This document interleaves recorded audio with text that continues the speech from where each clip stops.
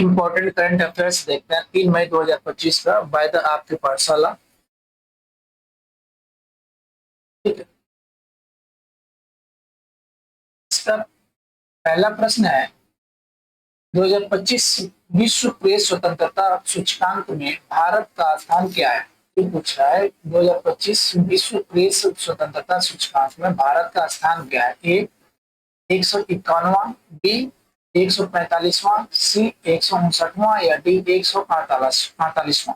कितना स्थान है भारत का स्थान है इसमें विश्व प्रेस स्वतंत्रता सूचकांक में 2025 के 191 स्थान पे। पहले 2024 में कितना था, ये 2024 में था 159।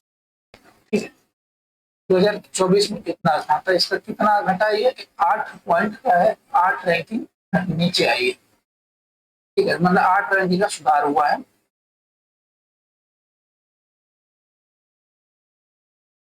ठीक, 2025 के विश्व प्रेस स्वतंत्रता सूचकांक में भारत 91वें स्थान पर है, जो प्रेस स्वतंत्रता से संबंधित मौजूदा चुनौतियों को दर्शाता है।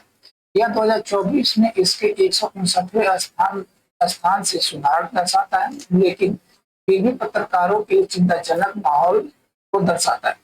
सूचकांक के मीडिया आउटलेट्स द्वारा सामना की जाने वाली आर्थिक कठिनाई, जिसके कारण उन्हें बंद करना पड़ता है, और साथ ही स्वतंत्र रिपोर्टिंग पर बढ़ते खतरों और प्रतिबंधों जैसे मुद्दों पर प्रकाश डालता है। वैश्विक स्तर पर रिपोर्ट में मध्य पूर्व और उत्तरी अफ्रीका को पत्रकारों के लिए सबसे खतरनाक क्षेत्र के रूप में पहचाना गया, जहां मीडिया का गंभीर दमन है, खासकर गाजा जैसे संघर्ष क्षेत्रों में। भारत की रैंक प्रेस स्वतंत्रता के लिए मजबूत सुरक्षा की तत्काल आवश्यकता को रेखांकित करता है। अगला प्रश्न है, किस देश ने स्वच्छ और टिकाऊ ऊर्जा में सहयोग को मजबूत करने के लिए भारत के साथ नए सिरे से समझौता ज्ञापन पर हस्ताक्षर किया।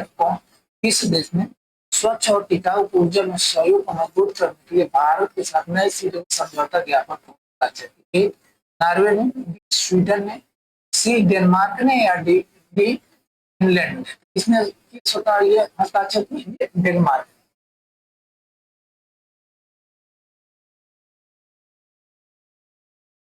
भारत और डेनमार्क ने स्वच्छ और टिकाऊ ऊर्जा समाधानों पर विशेष ध्यान देते हुए अपने ऊर्जा सहयोग को और गहरा करने के लिए एक नए समझौते ज्ञापन पर हस्ताक्षर किए।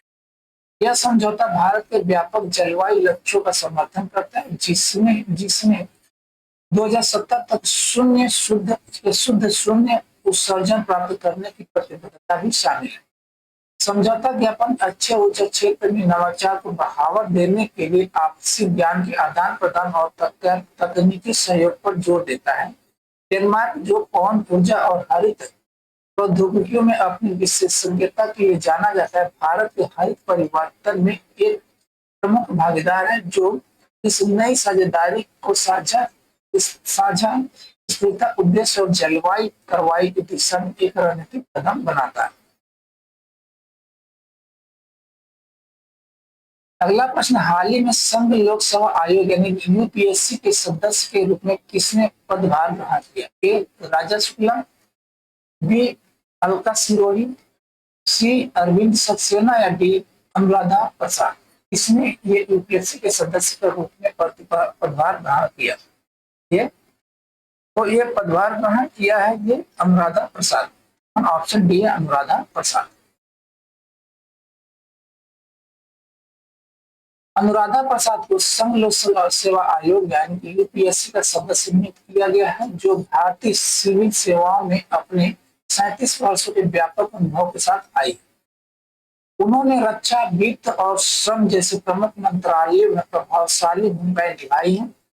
उनकी विशेषज्ञता रक्षा अधिकार, श्रम सुधार और कोविड-19 महामारी के दौरान कल्याणकारी पहलुओं सहित महत्वपूर्ण क्षेत्रों में फैली हुई।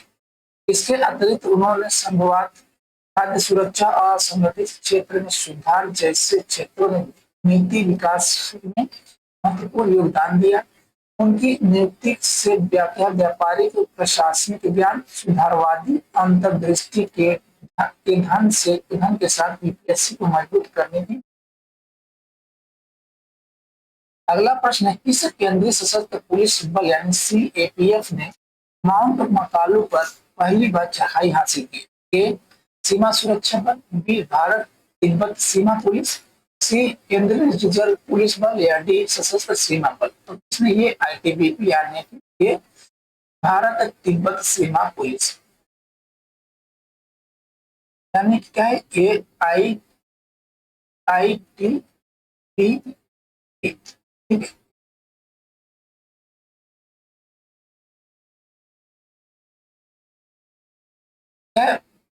भारत तिब्बत सीमा पुलिस यानी कि आईटीबीपी ने दुनिया के 5वें सबसे ऊंचे पर्वत माउंट मकालू पर सफलतापूर्वक चढ़ने वाला पहला केंद्रीय सशस्त्र पुलिस बल यानी सीएपीएफ बनकर इतिहास रच दिया।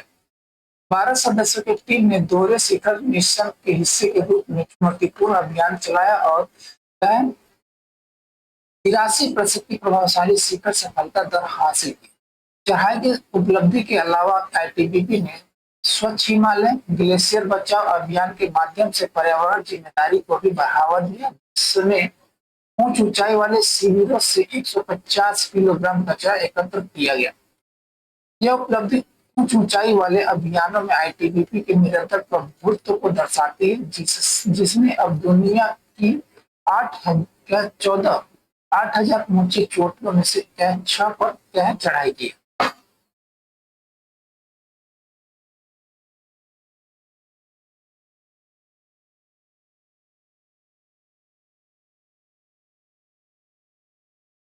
अगला प्रश्न है, विश्व प्रेस स्वतंत्रता दिवस किस तारीख को मनाया जाता है? ए 30 अप्रैल को, बी 3 मई को, सी 5 जून को या डी 5 मई को। कब मनाया जाता है? ये मनाया जाता है 3 मई को। मनाया जाता है, ये 3 मई को मनाया जाता है विश्व प्रेस स्वतंत्रता दिवस।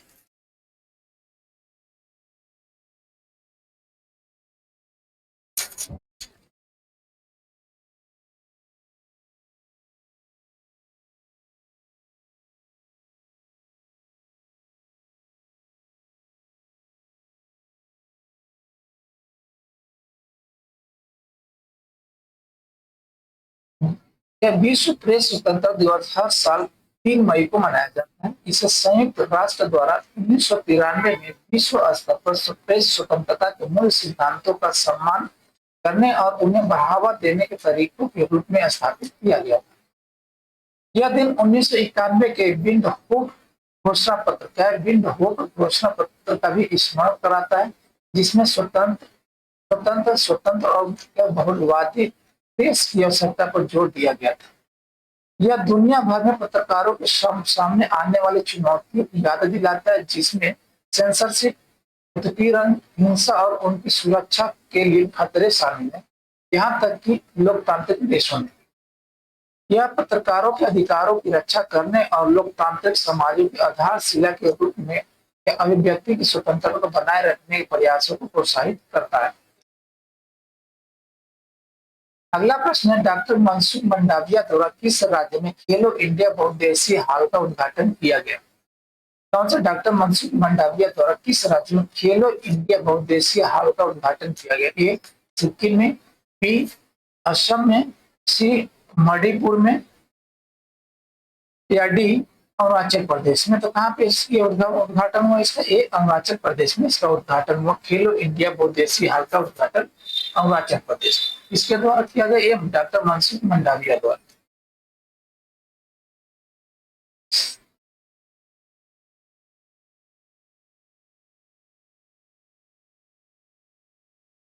अरुणाचल प्रदेश के कामले में, कहाँ पे? कामले में डॉक्टर मनसुख मंडाविया ने खेलो इंडिया मल्टीपर्पज हॉल का उद्घाटन किया। केंद्र सरकार के 8 करोड़ रुपए की वित्त पोषण से समर्थित यह पहल व्यापक खेलो इंडिया कार्यक्रम का हिस्सा है। इसका उद्देश्य जमीनी स्तर पर खेल के बुनियादी ढांचे को मजबूत करना है। हाल के कई इंडोर खेलों की मेजबानी करने और उभरते एथलीटों के लिए प्रशिक्षण केंद्र के रूप में काम करने के लिए डिजाइन किया गया है, जिससे उन्हें राष्ट्रीय और अंतर्राष्ट्रीय प्रतियोगिताओं के लिए होने में मदद मिलती है। अरुणाचल प्रदेश जैसे दूर दराज के इलाकों में इस तरह के बुनियादी ढांचे की स्थापना भारत के सभी क्षेत्रों में समावेशी खेल विकास के लिए सरकार की प्रतिबद्धता को उजागर करती है। अगला प्रश्न है, दक्षिण पश्चिम हिंद महासागर क्षेत्र में अपनी परिचालन तैनाती के दौरान हिंद महासागर जहाज यानी सागर किस स्थान पर पहुंचा? A Mauritius, B Seychelles, D Madagascar या डी रीयूनियन द्वीप। कहाँ पे पहुंचा ये? कौन सा सागर? हिंद महासागर जहाज सागर किस स्थान पर पहुंचा? किस अभियान के तहत ये अभियान पर ये दक्षिण पश्चिम हिंद महासागर क्षेत्र में परिचालन तैनाती के दौरान तो ये पहुंचा है। ठीक है,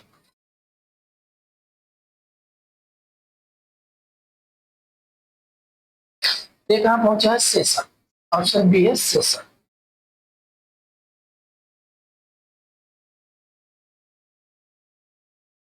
भारतीय महासागर जहाज यानी कि आईओएस सागर दक्षिण पश्चिम हिंद महासागर क्षेत्र में अपनी चल रही परिचालन तैनाती के हिस्से के रूप में सेशल के पोर्ट विक्टोरिया पहुंचा। कहां पे? सेशल का एक पोर्ट है विक्टोरिया, वहां पहुंचा है। यह यात्रा मॉरिशस के राष्ट्रीय तटरक्षक बल के समन्वय में मॉरिशस के आसपास एक विशेष आर्थिक क्षेत्र यानी कि ईईजेड है ईईजेड निगरानी मिशन को सफलतापूर्वक पूरा करने के बाद हुई। सेशल में आगमन हिंद महासागर के द्वीप देशों के साथ समुद्री सुरक्षा सहयोग को मजबूत करने में एक महत्वपूर्ण कदम है। ये तैनाती समुद्री सुरक्षा और क्षेत्रीय स्थिरता सुनिश्चित करने और समन्वित नौसैनिक संचालन और क्षमता निर्माण पहलों के माध्यम से सेशल जैसे रणनीतिक भागीदारों के साथ द्विपक्षीय संबंधों को बढ़ाने के लिए भारत की प्रतिबद्धता को रेखांकित करती है।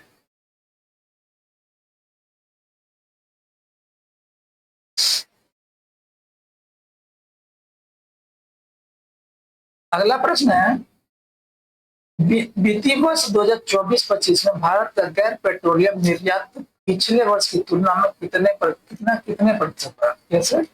गैर पेट्रोलियम निर्यात पिछले वर्ष की तुलना में कितने प्रतिशत की वृद्धि हुई ना बढ़ा? कितना वित्तीय वर्ष 2024-25 में? ए 4%, बी 8%, सी 6% या डी 10%। ये वृद्धि कितनी हुई है? 6% की वृद्धि हुई है गैर पेट्रोलियम निर्यात।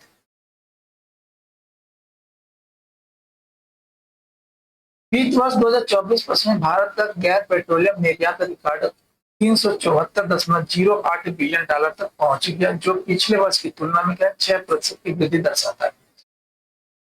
इस वृद्धि ने भारत के समग्र निर्यात प्रदर्शन में महत्वपूर्ण योगदान दिया, जो 824.9 बिलियन डॉलर के सर्वकालिक उच्च स्तर पर पहुंच गया।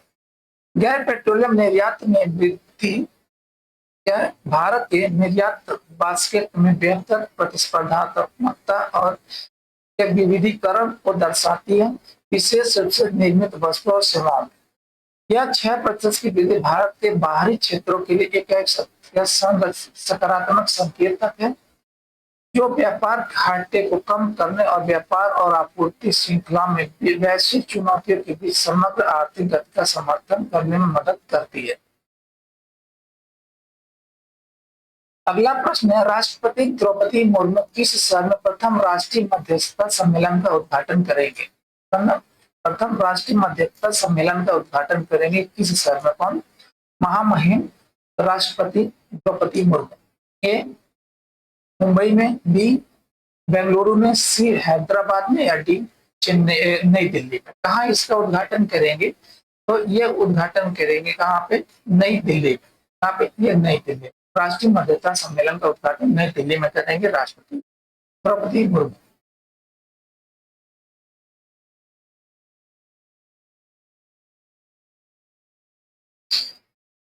पहला राष्ट्रीय मध्यस्थता सम्मेलन नई दिल्ली में आयोजित किया जाएगा और इसका उद्घाटन राष्ट्रपति द्रौपदी मुर्मू करेंगे। यह आयोजन मध्यस्थता को विवाद समाधान के एक प्रभावी वैकल्पिक तंत्र के रूप में बढ़ावा देने की दिशा में एक महत्वपूर्ण कदम है। अटॉर्नी जनरल के कार्यालय और विविध मंत्रालय द्वारा आयोजित इस सम्मेलन का उद्देश्य मध्यस्थता में सर्वोत्तम प्रथाओं के आदान प्रदान को सुगम बनाना और न्यायपालिका पर बोझ कम करने में इनकी भूमिका को उजागर करना है। मुख्य न्यायाधीश संजीव खन्ना और केंद्रीय मंत्री अर्जुन राम मेघवाल जैसे प्रमुख कानूनी हस्तियों की भागीदारी के साथ यह आयोजन कानूनी सुधार और तेजी से न्याय प्रदान करने के लिए सरकार की प्रतिबद्धता को रेखांकित करता है।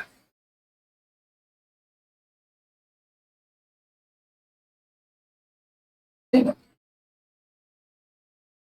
अगला प्रश्न है, किस कंपनी ने एआई आधारित डिजिटल परिवर्तन पहल के लिए कुवैत की जजीरा एयरवेज के साथ साझेदारी की है? ए टीसीएस ने, बी इंफोसिस ने, सी विप्रो ने या डी एचसीएल टेक ने? किसने किया ये साझेदारी? ये टीसीएस ने किया है।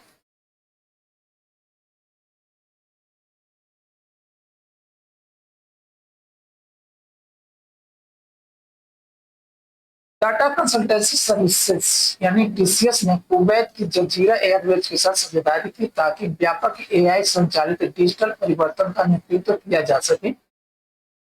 इस पहल का उद्देश्य एयरलाइन की वेबसाइट और मोबाइल एप्लीकेशन को अपग्रेड करके उसके डिजिटल इकोसिस्टम को बेहतर बनाना, साथ ही ग्राहक जुड़ाव को बेहतर बनाने के लिए एआई संचालित चैटबॉट को लागू करना है।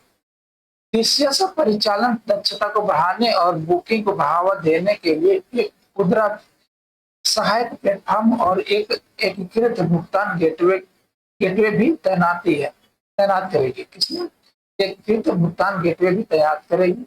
यह सहयोग एयरलाइन के समग्र डिजिटल बुनियादी ढांचे को आधुनिक बनाते हुए एक स्केलेबल व्यक्तिगत यात्रा अनुभव प्रदान करने पर केंद्रित है, जो व्यवसाय परिवर्तन के लिए उन्नत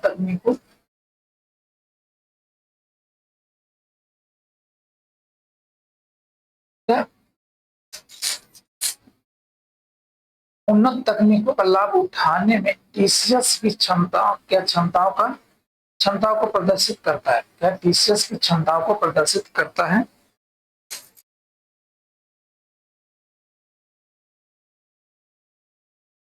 अगला प्रश्न है, किस कंपनी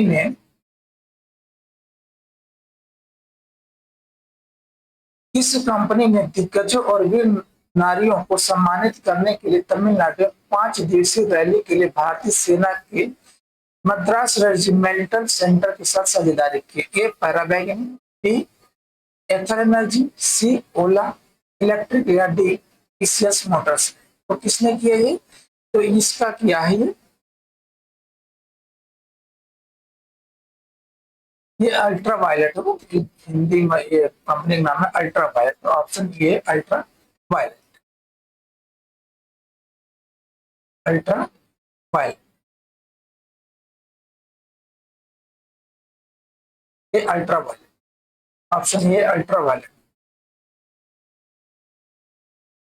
भारतीय इलेक्ट्रिक वाहन कंपनी अल्ट्रा वायलेट ने तमिलनाडु में 5 दिवसीय रैली आयोजन करने के लिए भारतीय सेना के समुद्री रेजिमेंटल सेंटर के साथ साझेदारी की। यह पहल मद्रास रेजिमेंट के दिग्गजों और वीर नारियों को सम्मानित करने के लिए की गई थी। सहयोग के उद्देश्य के रूप में अल्ट्रा वायलेट ने रैली के लिए अपनी F77 इलेक्ट्रिक मोटरसाइकिलें प्रदान की, जो तिरुपुर, करूर, डिंडीगुल, मदुरई, थेनी और कोयम्बटूर सहित 6 जिलों में विभिन्न इलाकों में फैली हुई थी। यह आयोजन रक्षा संस्थानों और स्वदेशी इलेक्ट्रिक वाहन निर्माताओं के बीच बढ़ते तालमेल को उजागर करता है, जो राष्ट्रीय गौरव और टिकाऊ गतिशीलता समाधान को बढ़ावा देता है।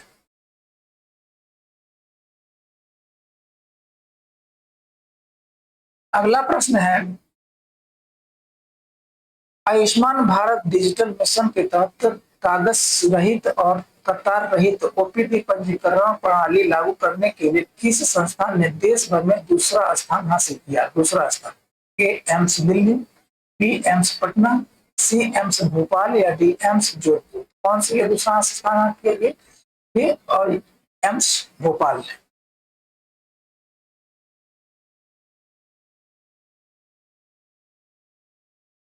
एम्स भोपाल ने आयुष्मान भारत डिजिटल मिशन के तहत कागज रहित और कतार रहित ओपीडी पंजीकरण प्रणाली के अपने अनुभव कार्यान्वयन के लिए देश भर में दूसरा स्थान हासिल प्राप्त किया है। अस्पताल की स्कैन एंड शेयर सेवा ने सफलतापूर्वक 1.45 मिलियन से अधिक ओपीडी टोकन उत्पन्न किए, जिससे रोगी पंजीकरण प्रक्रिया काफी हद तक सुव्यवस्थित हो गई। इस डिजिटल परिवर्तन ने प्रतीक्षा समय को उल्लेखनीय रूप से कम कर दिया और लंबी कतारों को समाप्त कर दिया है, जिससे रोगी की सुविधा और समग्र अनुभव में काफी वृद्धि हुई है।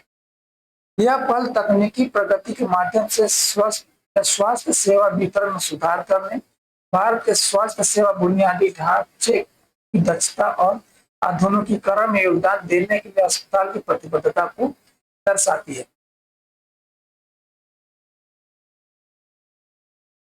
एक इम्पोर्टेंट डे देख लेते हैं मई महीने का। 1 मई को अंतर्राष्ट्रीय मजदूर दिवस या मई दिवस मनाया जाता है। 1 मई को महाराष्ट्र और गुजरात दिवस भी मनाया जाता है। 2 मई को विश्व टूना दिवस, 3 मई को प्रेस स्वतंत्रता दिवस मनाया जाता है। ठीक है, थैंक यू, धन्यवाद।